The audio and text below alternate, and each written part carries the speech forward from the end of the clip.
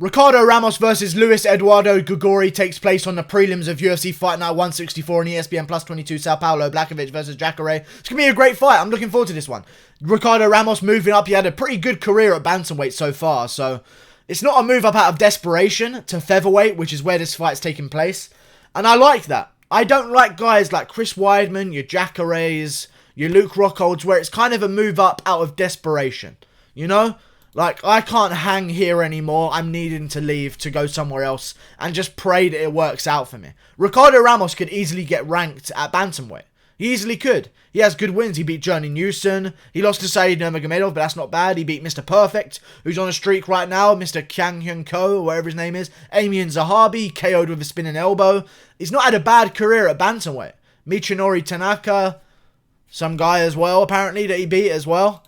I like his career so far, and I don't think he should. I don't think he's moving up because he just can't hang anymore. I think he's moving up just because he feels way better there.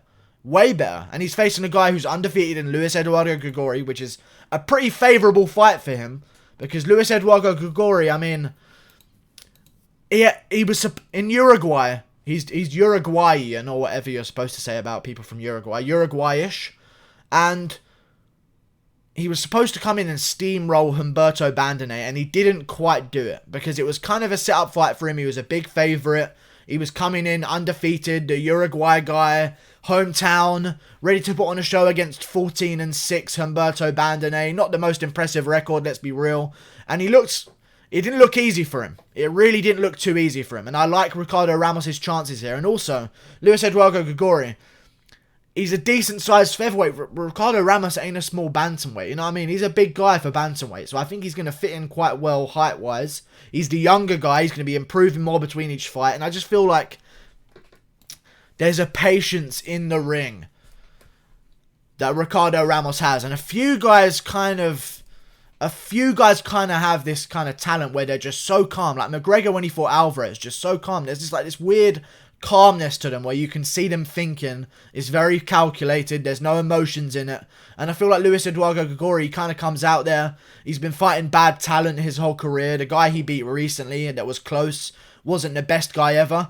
He could win just through being the slightly bigger guy at featherweight.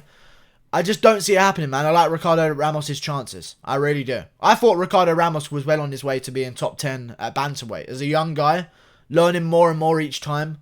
He's not massively outreached by Eduardo, even though he's a little bit out-heighted by Eduardo. I like this fight for him. I think he's going to get the job done in the third round. A third round finish for Ricardo Ramos. He's going to go up in weight. He's going to have a bit more power in his hands, because at bantamweight, he's draining himself. He's landing on guys. But it's not having the desired effect, if you will, in putting them to the canvas. I feel that featherweight, he's going to come in fresh. He's 24. Got his whole career ahead of him. Luiz Eduardo Garagorri, I know he's going to be motivated. I just don't like his wins. I've seen Ricardo Ramos. I've seen him against some decent fighters that I know of. You know what I'm saying? I've seen him against some decent guys. Amian Zahabi, I believe, was 7-1. Or 7-0 before he fought Ricardo Ramos. The great Zahabi prodigy. You know what I'm saying? Ramos shut that shit down with a spinning elbow. I haven't seen a good enough win from Luiz Eduardo Garagorri yet. I can't put my money on him. He didn't have a dominant win over Humberto Bandone, and I think Ramos would annihilate Humberto Bandone. So, like and subscribe. Thank you for watching. The winner of this one, listen, this is a big fight. Ricardo Ramos has kind of dropped down the rankings from bantamweight to featherweight now because he hasn't got many wins in the division. He hasn't got any wins in the division, so it's a fresh start for him. I feel like he's going to win against Garagorri here. And listen, there's some decent fights outside the rankings at featherweight.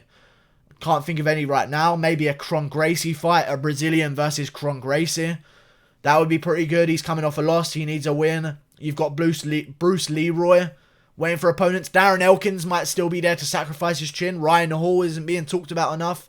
You got a bunch of guys at featherweight, man. Swanson, Ricardo Lamas. There you go.